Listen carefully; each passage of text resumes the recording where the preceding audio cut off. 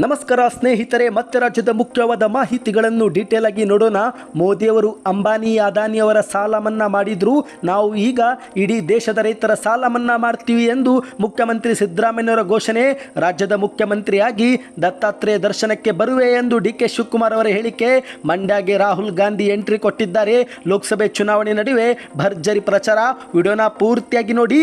ಒಂದು ವೇಳೆ ಕಾಂಗ್ರೆಸ್ ಅಧಿಕಾರದಲ್ಲಿ ಇದ್ದಿದ್ದರೆ ಮೊಬೈಲ್ ಬಿಲ್ 5,000 ದಾಟುತ್ತಿತ್ತು ಎಂದು ಕಾಂಗ್ರೆಸ್ ವಿರುದ್ಧ ಪ್ರಧಾನಿ ಮೋದಿ ಅವರ ವಾಗ್ದಾಳಿ.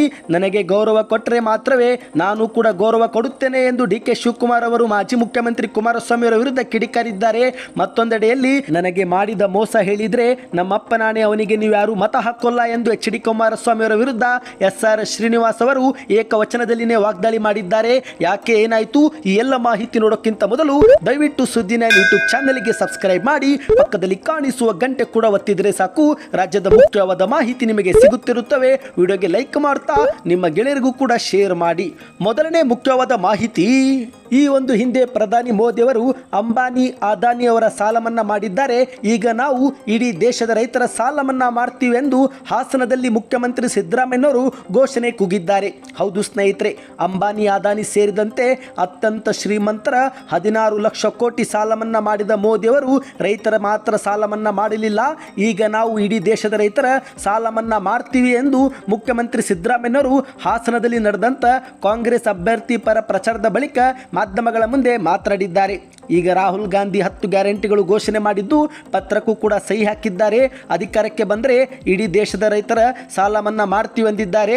ಈ ಒಂದು ಹಿಂದೆಯೂ ಕೂಡ ಮನಮೋಹನ್ ಸಿಂಗ್ ಅವರು ಪ್ರಧಾನಿಯಾಗಿದ್ದಾಗ ದೇಶದ ರೈತರ 76,000 ಕೋಟಿ ರೂಪಾಯಿ ಸಾಲ ಮನ್ನಾ ಮಾಡಿದ್ರು. ಈಗ ನಾವು ಮತ್ತೆ ಅಧಿಕಾರಕ್ಕೆ ಬಂದರೆ ಅದೇ ರೀತಿ ಮತ್ತೆ ರೈತರ ಸಾಲ ಮನ್ನಾ ಮಾಡ್ತೀವಿ ಎಂದು ಮುಖ್ಯಮಂತ್ರಿ ಸಿದ್ದರಾಮಯ್ಯನವರು ಮಾತನಾಡಿದ್ದಾರೆ. ಬಡವರು ಮತ್ತು ಮಧ್ಯಮ ವರ್ಗದವರ ಕೊಳ್ಳುವ ಶಕ್ತಿ ಹೆಚ್ಚಾಗಲಿ ಎನ್ನುವ ಕಾರಣಕ್ಕೆ ಈಗಾಗಲೇ ನಾವು 5 ಗ್ಯಾರಂಟಿಗಳನ್ನು ಜಾರಿ ಮಾಡಿ ಆಗೋಯ್ತು.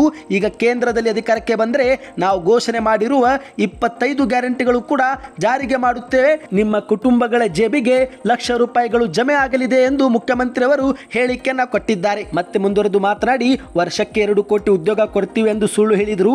ಪಾಪ ಭಾರತದ ಯುವಕರು ಎಲ್ಲವನ್ನು ಕೂಡ ಮೋದಿ ಮಾತನ್ನು ನಂಬಿಬಿಟ್ರು. ನಂಬಿದ ವಿದ್ಯಾವಂತ ನಿರುದ್ಯೋಗಿಗಳು ಉದ್ಯೋಗ ಕೇಳಿದ್ರೆ ಪಕೋಡ ಮಾರಿ ಅಂತ ಮೋದಿ ಅವರು ಹೇಳಿದ್ರು. ನಿರುದ್ಯೋಗಿಗಳಿಗೆ ಪಕೋಡ ಮಾರಾಟ ಮಾಡಿ ಅಂತ ಹೇಳೋಕೆ ನೀವು ಪ್ರಧಾನಿ ಆದ್ರ ಎಂದು ಮುಖ್ಯಮಂತ್ರಿ ಅವರು ಪ್ರಶ್ನೆ ಮಾಡಿದ್ದಾರೆ. ಇನ್ನು ಈಗ ಎರಡನೇ ಮುಖ್ಯವಾದ ಮಾಹಿತಿ, ರಾಜ್ಯದ ಮುಖ್ಯಮಂತ್ರಿಯಾಗಿ ದತ್ತಾತ್ರೇಯ ದರ್ಶನಕ್ಕೆ ಬರುವೆ ಎಂದು ಡಿ.ಕೆ. ಶಿವಕುಮಾರ್ ಅವರು ಕಲಬುರಗಿ ಜಿಲ್ಲೆಯಲ್ಲಿ ಹೇಳಿಕೆಯನ್ನು ಕೊಟ್ಟಿದ್ದಾರೆ. ಈ ಭಾಗದಲ್ಲಿ ದೇವಲ ಗಾಣಗಾಪುರ ದತ್ತ ಮಹಾರಾಜರ ದೇವಸ್ಥಾನ ಅತ್ಯಂತ ಪವಿತ್ರವಾಗಿದ್ದು ಅಪಾರ ಭಕ್ತರನ್ನು ಹೊಂದಿದ್ದಾರೆ. ಅದಕ್ಕಾಗಿಯೇ ಈ ದೇವಸ್ಥಾನವನ್ನು ಅಭಿವೃದ್ಧಿ ಮಾಡಲಾಗುವುದು. ತಾವೆಲ್ಲ ಅರ್ಚಕರು ನಾನು ಮುಖ್ಯಮಂತ್ರಿಯಾಗಿ ಬರಬೇಕೆಂದು ನೀವು ನನಗೆ ಆಶೀರ್ವಾದ ನೀಡಿ ಸನ್ಮಾನ ಮಾಡಿದ್ದೀರಿ.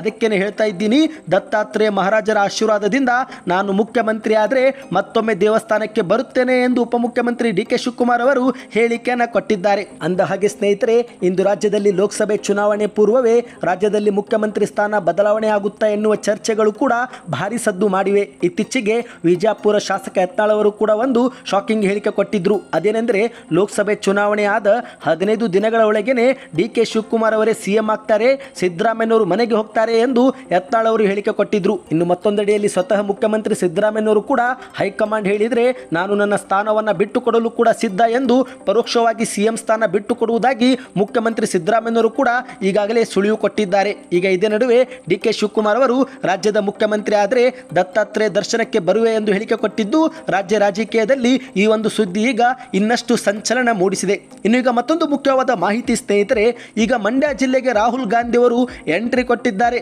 ಹೌದು ಸ್ನೇಹಿತರೆ, ಮಂಡ್ಯ ಅಭ್ಯರ್ಥಿ ಪರ ಪ್ರಚಾರ ಮಾಡಲು ಸ್ವತಃ ರಾಹುಲ್ ಗಾಂಧಿ ಅವರು ಎಂಟ್ರಿ ಕೊಟ್ಟಿದ್ದು ಇದೇ ನಡುವೆ ಮುಖ್ಯಮಂತ್ರಿ ಸಿದ್ದರಾಮಯ್ಯನವರು ಕೂಡ ಭಾಷಣದಲ್ಲಿ ಮಾತನಾಡಿದ್ದಾರೆ. ಪೂರ್ವದಲ್ಲಿ ಸೂರ್ಯ ಹುಟ್ಟೋದು ಎಷ್ಟು ಸತ್ಯವೋ ಮಂಡ್ಯ ಲೋಕಸಭೆ ಕ್ಷೇತ್ರದಲ್ಲಿ ಕಾಂಗ್ರೆಸ್ ಗೆಲ್ಲುವುದು ಅಷ್ಟೇ ಸತ್ಯ ಎಂದು ಮುಖ್ಯಮಂತ್ರಿ ಅವರು ಭಾಷಣದಲ್ಲಿ ಮಾತನಾಡಿದ್ದಾರೆ. ಕುಮಾರಸ್ವಾಮಿ ಅವರು ಅಲ್ಲೇ ಸ್ಪರ್ಧಿಸಬಹುದಿತ್ತು, ಆದರೆ ಸೋಲಿನ ಭಯದಿಂದ ಮಂಡ್ಯಗೆ ಬಂದಿದ್ದಾರೆ. ಆದರೆ ಇಲ್ಲೂ ಕೂಡ ಖಚಿತವಾಗಿ ಸೋಲಿಸಲು ಮಂಡ್ಯ ಜಿಲ್ಲೆಯ ಜನತೆನೇ ನಿರ್ಧರಿಸಿದ್ದಾರೆ ಎಂದು ಸಿದ್ದರಾಮಯ್ಯನವರು ಭವಿಷ್ಯವನ್ನ ಮಾತನಾಡಿದ್ದಾರೆ. ಹೌದು, ಈಗ ಮಂಡ್ಯದಲ್ಲಿ ಲೋಕಸಭೆ ಚುನಾವಣೆ ಅಖಾಡಕ್ಕೆ ಕಾಂಗ್ರೆಸ್ ನಾಯಕ ರಾಹುಲ್ ಗಾಂಧಿ ಎಂಟ್ರಿ ಕೊಟ್ಟಿದ್ದು ಕಾಂಗ್ರೆಸ್ ಅಭ್ಯರ್ಥಿ ಪರ ಪ್ರಚಾರ ಕಾರ್ಯಕ್ರಮದಲ್ಲಿ ರಾಹುಲ್ ಗಾಂಧಿ ಅವರು ಕೂಡ ಮಾತನಾಡಿದ್ದಾರೆ. ಕುಮಾರಸ್ವಾಮಿ ಅವರು ರಾಮನಗರ ಜಿಲ್ಲೆಯ ಶಾಸಕರು. ಅವರು ಅಲ್ಲೇ ಗ್ರಾಮಾಂತರ ಕ್ಷೇತ್ರದಿಂದ ಸ್ಪರ್ಧಿಸಬಹುದಿತ್ತು. ಆದರೆ ಸೋಲಿನ ಭಯದಿಂದ ಇಲ್ಲಿಗೆ ಬಂದು NDA ಅಭ್ಯರ್ಥಿಯಾಗಿ ಸ್ಪರ್ಧಿಸಿದ್ದಾರೆ. ಆದರೂ ಇಲ್ಲೂ ಕೂಡ ಅವರು ಖಚಿತವಾಗಿ ಸೋಲುತ್ತಾರೆ. ಹೀಗಾಗಿ ಸೋಲು ಕಟ್ಟಿಟ್ಟ ಬುತ್ತಿ ಎಂದು ಹೇಳಿಕೆ ಕೊಟ್ಟಿದ್ದಾರೆ. ನರೇಂದ್ರ ಮೋದಿ ಅವರ ಅಚ್ಚೆ ದಿನ ಕಳೆದ 10 ವರ್ಷ ಕಳೆದರೂ ಕೂಡ ಭಾರತೀಯರಿಗೆ ಬಂದಿಲ್ಲ. ಕರ್ನಾಟಕದ ಜನತೆಗೆ ಅಚ್ಚೆ ದಿನ ಕಾಣಿಸಲೇ ಇಲ್ಲ. ಮೋದಿಯವರ ಕಾರಣದಿಂದ ಎಲ್ಲ ಬೆಲೆ ಏರಿಕೆ ಆಯಿತು.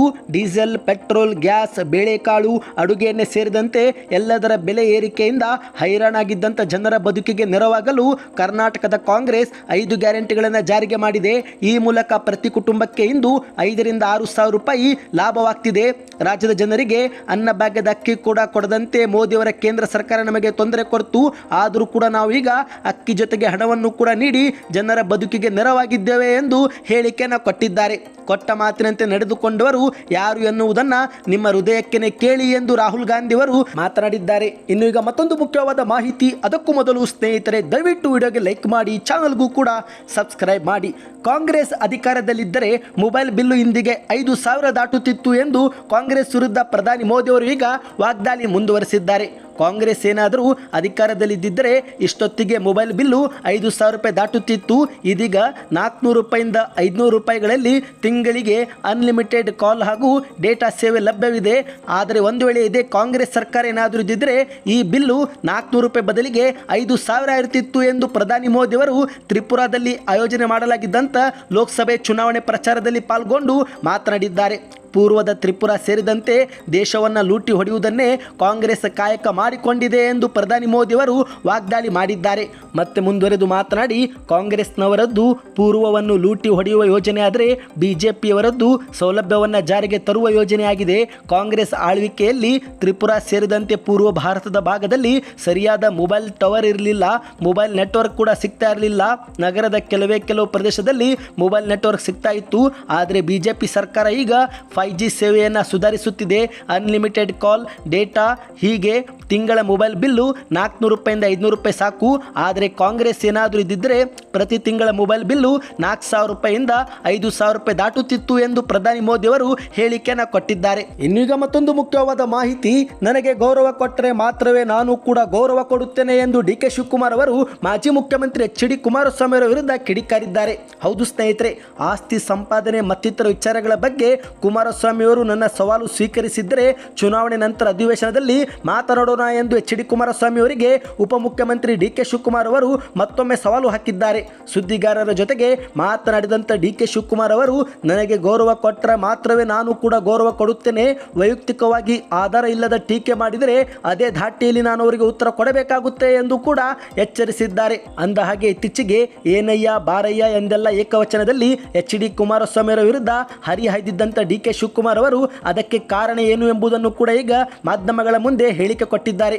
ಕುಮಾರಸ್ವಾಮಿಗೆ ವೈಯಕ್ತಿಕವಾಗಿ ನಾನು ಗೌರವ ಕೊಡುತ್ತೇನೆ, ಆದರೆ ಬಂಡೆ ಹೊಡೆದ, ವಿಷ ಹಾಕಿದ, ಹೆಣ್ಣು ಮಕ್ಕಳನ್ನು ಕಿಡ್ನಾಪ್ ಮಾಡಿ ಜಮೀನು ಬರೆಸಿಕೊಂಡ ಎಂದೆಲ್ಲ ವೈಯಕ್ತಿಕ ಮಟ್ಟದಲ್ಲಿ ನನಗೆ ಟೀಕೆ ಮಾಡಿದ್ದಕ್ಕೇ ನಾನು ಅದೇ ರೀತಿ ಅವರಿಗೆ ಉತ್ತರ ಕೊಟ್ಟಿದ್ದೇನೆ ಎಂದು DK ಶಿವಕುಮಾರ್ ಅವರು ಮಾಧ್ಯಮಗಳ ಮುಂದೆ ಮಾತನಾಡಿದ್ದಾರೆ.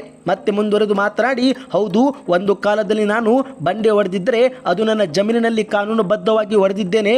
ರಾಜಕೀಯದಲ್ಲಿ ಯಾವುದೂ ಶಾಶ್ವತವಲ್ಲ. ಸಮುದಾಯದ ದೃಷ್ಟಿಯಿಂದ ನಾನು ಕುಮಾರಸ್ವಾಮಿ ಅವರಿಗೆ ಗೌರವ ಕೊಟ್ಟು ಅವರು ಏನೇ ಹೇಳುತ್ತಿದ್ದರೂ ಕೂಡ ಸಹಿಸಿಕೊಂಡು ಬಂದಿದ್ದೆ ಎಂದು ಮಾಧ್ಯಮಗಳ ಮುಂದೆ ಮಾತನಾಡಿದ್ದಾರೆ. ಇನ್ನು ಈಗ ಕೊನೆಯ ಮುಖ್ಯವಾದ ಮಾಹಿತಿಗೆ ಹೋಗೋಣ ಸ್ನೇಹಿತರೆ. ನನಗೆ ಮಾಡಿದ ಮೋಸ ಹೇಳಿದರೆ ನಮ್ಮಪ್ಪನಾಣೆ ಅವನಿಗೆ ನೀವು ಯಾರೂ ಮತ ಹಾಕೋದಿಲ್ಲ ಎಂದು HD ಕುಮಾರಸ್ವಾಮಿ ಅವರ ವಿರುದ್ಧ SR ಶ್ರೀನಿವಾಸ್ ಅವರು ಏಕವಚನದಲ್ಲಿ ವಾಗ್ದಾಳಿ ಮಾಡಿದ್ದಾರೆ. ಮಾಧ್ಯಮಗಳ ಮುಂದೆ ಮಾತನಾಡಿದಂತೆ ಇವರು, ದಾರಿ ತಪ್ಪಿದ ಮಗ ಅದು ಕುಮಾರಸ್ವಾಮಿ, ರಾಜ್ಯದ ತಾಯಂದಿರಲ್ಲ. ನನಗೆ ಮೋಸ ಮಾಡಿದ್ದನ್ನು ಹೇಳಿದರೆ ನಮ್ಮಪ್ಪನಾಣೆ ಅವನಿಗೆ ನೀವು ಯಾರೂ ಕೂಡ ವೋಟ್ ಹಾಕೋಲ್ಲ ಎಂದು HD ಕುಮಾರಸ್ವಾಮಿ ಅವರ ವಿರುದ್ಧ ಏಕವಚನದಲ್ಲಿ SR ಶ್ರೀನಿವಾಸ್ ಅವರು ವಾಗ್ದಾಳಿ ಮಾಡಿದ್ದಾರೆ. ಹೌದು, ಇತ್ತೀಚೆಗೆ ಮಾಜಿ ಮುಖ್ಯಮಂತ್ರಿ ಕುಮಾರಸ್ವಾಮಿ ಅವರು ಕಾಂಗ್ರೆಸ್ನ ಗ್ಯಾರಂಟಿ ಯೋಜನೆಗಳಿಗೆ ತಾಯಂದಿರು ದಾರಿ ತಪ್ಪುತ್ತಿದ್ದಾರೆ ಎಂದು ಹೇಳಿಕೆ ಕೊಟ್ಟಿದ್ದು, ಆ ಒಂದು ಹೇಳಿಕೆಗೆ ಶ್ರೀನಿವಾಸ್ ಅವರು ಕಿಡಿಕಾರಿ ತಿರುಗೇಟು ಕೊಟ್ಟಿದ್ದಾರೆ. ಯಾರು ದಾರಿ ತಪ್ಪಿರೋದು? ದಾರಿ ತಪ್ಪಿದ ಮಗ ನೀನು ಎಂದು ಗುಡುಗಿದ್ದಾರೆ. ನನಗೆ ಗೊತ್ತಿದೆ ಹೇಗೆಲ್ಲ ದಾರಿ ತಪ್ಪಿದೆಯಾ ಅಂತ, ಚರ್ಚೆ ಬಾ ಹೇಳ್ತೀನಿ ಎಂದು ಸವಾಲು ಕೂಡ ಹಾಕಿದ್ದಾರೆ. ಇದೇ ವೇಳೆ ಮುಂದುವರೆದು ಮಾತನಾಡಿ, ನಾನು ಯಾಕೆ ಆ ಒಂದು ಪಕ್ಷ ತ್ಯಜಿಸಿದೆ ಅನ್ನೋದನ್ನು ಹೇಳಿದರೆ ನಮ್ಮಪ್ಪನಾಣೆ ಅವರಿಗೆ ನೀವು ಯಾರೂ ಕೂಡ ವೋಟ್ ಹಾಕೋದಿಲ್ಲ. ಅವನು ಮಾಡಿರೋ ಮೋಸ ನಿಮಗೆ ಹೇಳ್ತೀನಿ, ಈಗ ಹೇಳೋಲ್ಲ ಮುಂದೆ ಹೇಳ್ತೀನಿ ಎಂದು ಹೇಳಿಕೆ ಕೊಟ್ಟಿದ್ದಾರೆ. ನಾನು ಯಾವತ್ತೂ ಸುಳ್ಳು ಹೇಳೋಲ್ಲ. ನನ್ನ ಹೆತ್ತ ತಾಯಿ ಆಣೆ, ಸುಳ್ಳನ್ನು ನಾನು ಹೇಳೋಲ್ಲ. ಯಾರೇ ಏನೇ ಹೇಳಿದರೂ ಆ ಪಕ್ಷಕ್ಕೆ ಮತ ಹಾಕಬೇಡಿ ಎಂದು ಮನವಿ ಮಾಡಿದ್ದಾರೆ. ಇವತ್ತಿಗೆ ಎಷ್ಟೇ ಸ್ನೇಹಿತರೆ, ಈ ಎಲ್ಲ ಮಾಹಿತಿ ಇಷ್ಟವಾಗಿದ್ದರೆ ವಿಡಿಯೋಗೆ ಲೈಕ್ ಮಾಡ್ತಾ ಚಾನಲ್ಗೆ ಸಬ್ಸ್ಕ್ರೈಬ್ ಮಾಡಿ. ಸೂಪರ್ ನ್ಯೂಸ್ ಎಂದು ದಯವಿಟ್ಟು ಕಮೆಂಟ್ ಕೂಡ ಮಾಡಿ.